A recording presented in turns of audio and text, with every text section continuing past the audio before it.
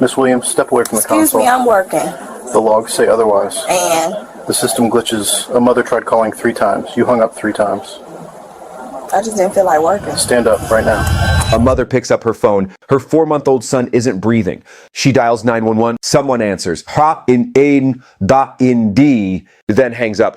She dials again. Someone hangs up again. She dials a 3rd time, screaming now, one hand pressed to her baby's tiny chest, and the line goes dead for the 3rd time in 75 seconds. That someone was a paid emergency dispatcher. And when investigators asked her why she kept ending calls, her answer was 4 words that will make your blood run cold. I didn't feel like working.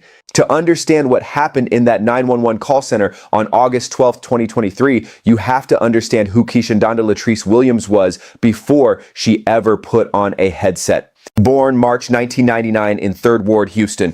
Middle child. Mother worked as a dental hygienist. Father drove long-haul freight, gone 2 or 3 weeks out of every month. 2-bedroom apartment on Scott Street. Kerne akinde do Ferger I apende sa steak. Cramped, clean, loud with Houston summer heat, grinding through a window AC unit that never quite kept up. She was pretty. Everyone told her so. And early on, she learned that being pretty was enough. Teachers were kinder. Boys paid attention. Doors opened without her having to knock. At Jackie Yates High School, she floated. Homecoming court junior year. Prom court senior year. 2,000 Instagram followers before graduation in 2017. Impressive for the time. She posted selfies. She got the likes, got the comments, got the validation, and she never once had to really work for any of it. Her teachers wrote things in reports that, in hindsight, read like prophecy. Bright but inconsistent effort.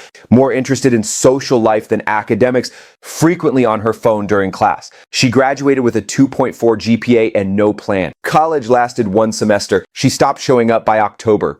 It wasn't for me, she told her mother. What followed was a graveyard of jobs she quit when they became inconvenient. Forever 21, 3 months. The manager had an attitude. Ulta Beauty, 4 months. She was tired of standing. A call center in Greenway Plaza, 6 weeks. She walked out mid-shift because a customer raised his voice. She was 20 years old, living at home, making $9 an hour when she bothered to work at all. Her mother, Patricia, had run out of patience. You need a real job. Benefits, stability, something you can build a life on. So in early 2022, scrolling her phone, Kshandanda saw a job listing, Harris County Emergency Services, 911 dispatcher, $17.25 an hour. Full benefits, pension eligible after 5 years. She applied mostly to get her mother off her back. Out of 112 applicants competing for 8 positions, she was selected. She passed every test. Written exam, background check, drug screening, psychological evaluation. The assessors were impressed. Poised under simulated pressure, strong communication skills, demonstrated appropriate empathy. She had all the right answers. She started in March 2022. The Harris County Emergency Communications Center sits on the 5th floor of a building on Travis Street in downtown Houston. It is the size of a football field. On any given shift, 187 dispatchers sit at 48 consoles, handling an average of 8,200 calls per day. 4.7 million residents, the largest county in Texas, the 3rd largest in the entire United States. When someone in Houston dials 911, whether their heart is stopping, their house is burning, someone is hurting them, or their baby isn't breathing, they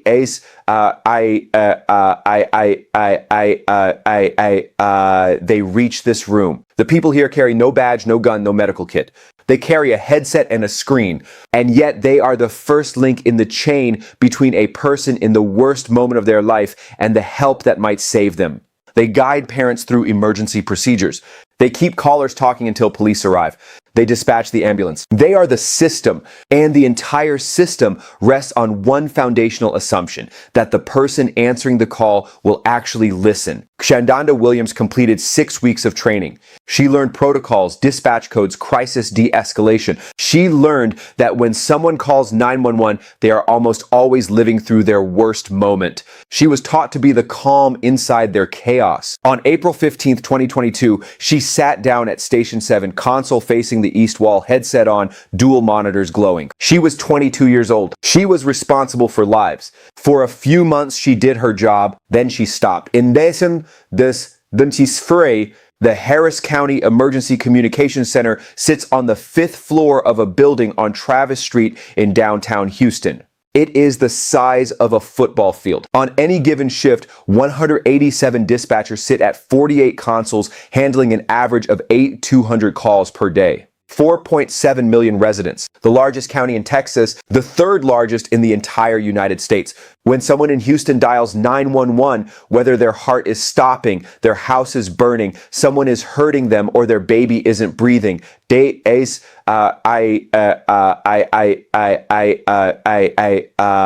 reach this room. The people here carry no badge, no gun, no medical kit. They carry a headset and a screen, and yet they are the first link in the chain between a person in the worst moment of their life and the help that might save them. They guide parents through emergency procedures. They keep callers talking until police arrive. They dispatch the ambulance. They are the system, and the entire system rests on one foundational assumption, that the person answering the call will actually listen. Shandonda Williams completed 6 weeks of training. She learned protocols, dispatch codes, crisis de-escalation. She learned that when someone calls 911, they are almost always living through their worst moment. She was taught to be the calm inside their chaos. On April 15th, 2022, she sat down at Station 7, console facing the east wall, headset on, dual monitors glowing. She was 22 years old. She was responsible for lives. For a few months, she did her job, then she stopped. Denise Williams was 28 years old. Single mother, pharmacy technician at a CVS on Kirby Drive, making $16.50 an hour. Just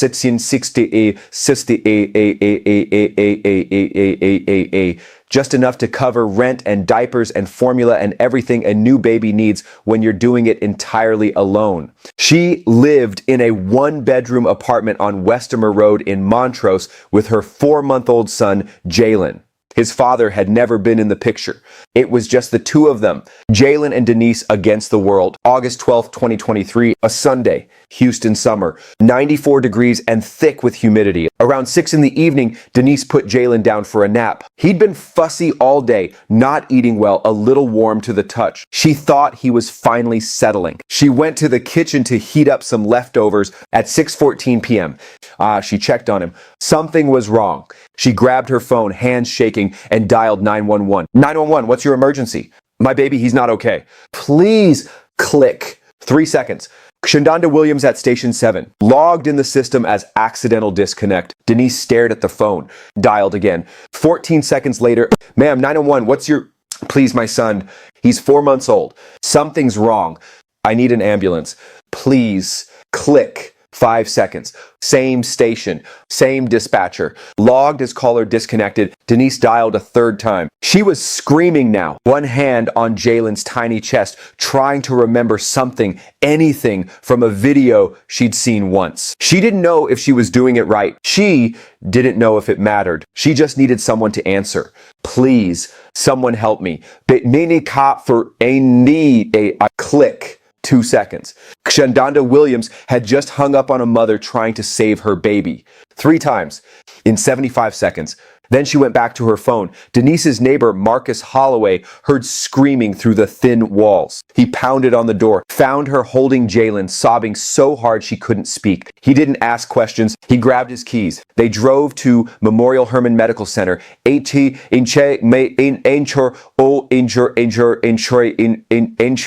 minutes away in Sunday evening traffic. Marcus ran red lights. Denise held Jalen in the back seat and spoke to him, pleading with him, refusing to accept what her body already knew. More than 20 minutes had passed since her first call. At 6:58 p.m., the doctors delivered the news.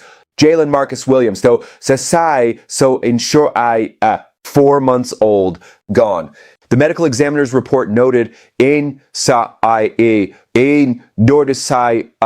dare in careful clinical language that the outcome may have differed with immediate emergency intervention. If an ambulance had been dispatched on that first call, paramedics could have been on scene in 4 to 6 minutes. Proper care could have been administered. Instead, a mother rode to the hospital in the backseat of a stranger's car. She held Jalen for 2 hours in the emergency room before she finally let go. September 2023, routine quarterly audit. Quality assurance supervisor Terrence Mobley was reviewing call metrics when something stopped him cold. That Sadi Sapin Einberg.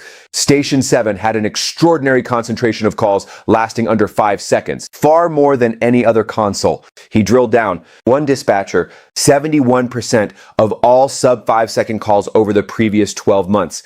Shandonda Williams, 47 calls, average duration 3.2 seconds. That wasn't efficiency. That was impossible. You cannot verify a caller's location in 3.2 seconds. You cannot assess an emergency. You cannot do anything in 3.2 seconds except hang up. Mobley pulled the audio files. Every 911 call in Harris County is recorded. Every single one. What he heard made him physically ill. My husband is hurting me. Please send someone to click. There's been an accident on the freeway. I think someone's injured. Click. I can't feel my left arm. I think I'm click. And then the Williams calls. A mother's voice. We try to say the asa exai itsai the vates rising from confusion to panic to desperate animals screaming, cut off 3 times in 75 seconds. Mobley forwarded the files to his supervisor that afternoon. Internal Affairs was notified within the hour. The Texas Rangers were brought in the next day. On September 19th, 2023, Shandonda Williams was placed on administrative leave. 2 days later, she sat across from investigator Raymond Gaines and Texas Ranger Pauline Vickers. They played her the audio. The system glitches all the time. She said, calls drop. It's not my fault. They played it again. Her own flat board voice before each click. Long silence. I didn't feel like working that day. They asked about the other 46 calls. She shrugged. Sometimes I just didn't feel like talking. The day before the formal interview, September 18th, 2023, Shandonda Williams was still at her console. Iced Starbucks on the desk. Phone face down beside the keyboard. Headset draped around her neck, not on her ears. Investigator Gaines walked across the floor toward Station 7. Texas Ranger Vickers beside him, badges visible. Every dispatcher on the floor watching. Step away from the console. She looked up, rolled her eyes. Excuse me, I'm working. 47 hangups. Your login, your headset, your voice on every recording. So, as for is discharted me, arms crossed, the system glitches. Calls drop all the time. Ranger Vickers stepped forward. A family lost their baby. The mother called 3 times. You hung up 3 times. A long pause. Jaw tight, eyes away. I didn't feel like working that day. She was escorted from the building in handcuffs. 31 colleagues watched in silence. Badge confiscated. Access card deactivated. Console locked. At 4:47 p.m., she was booked at Harris County Jail. Charges, interference with emergency telephone calls in vidi der aser ariorsai with first so elevated from misdemeanor to state jail felony due to the resulting death. Reckless conduct, dereliction of duty. Bond set at $100,000. Her mother posted 10% through a bondsman the next morning. Harris County Criminal Courthouse. February 12th, 2024. Judge Catherine Okonkwo presiding. 23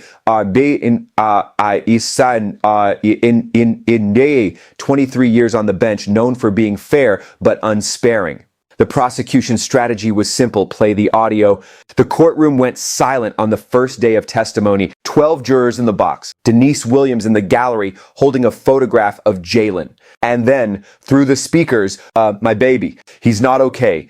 Please, click. Several jurors closed their eyes. One requested a recess. The judge granted it. Denise Williams took the stand on February 14th, Valentine's Day. She held the photograph in her lap, the only photo she had of Jalen smiling. I called 3 times, she said. 3 times. And she hung up while my baby needed help. She paused, steadied herself. I did everything right. I called 911. That's what you're supposed to do. That's what they tell you. Her voice broke. I will never know if he could have been saved. I will never stop asking why. The defense had no cross-examination. There was nothing to ask. The jury deliberated for 47 minutes, 1 minute for each hang-up. Guilty on all counts, March 8th, 2024. Judge Catherine Okonkwo looked at the defendant before speaking. Ms. Williams, you were entrusted with the most sacred responsibility a civilian can hold in our society, to be the voice between crisis and rescue. When a citizen dials 911, they are placing their life in the hands of a stranger. They are trusting that someone will answer, that someone will listen, that someone will send help. A pause. You betrayed that trust 47 times. You treated that responsibility as an inconvenience. You treated human suffering as an interruption to your day. A 4-month-old baby is gone because you, in your own words, didn't feel like working. So afredi e. She looked directly at the defendant. The callousness of that statement will stay with this court forever. Sentence, 18 months in the Texas Department of Criminal Justice.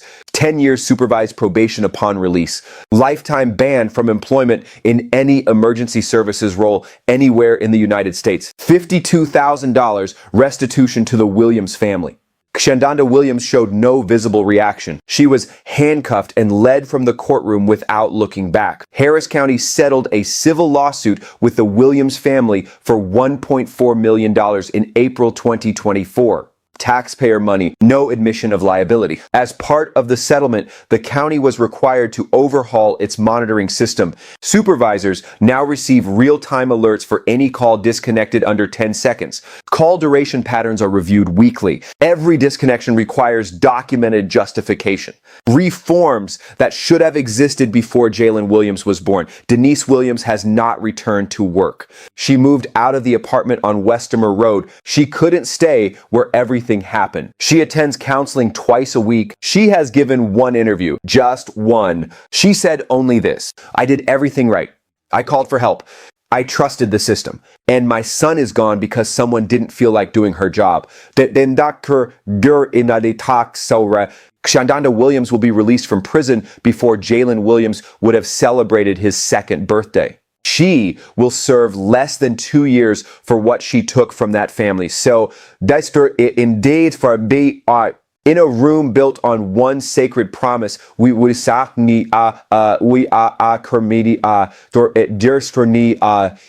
answer. We will listen. We will send help. She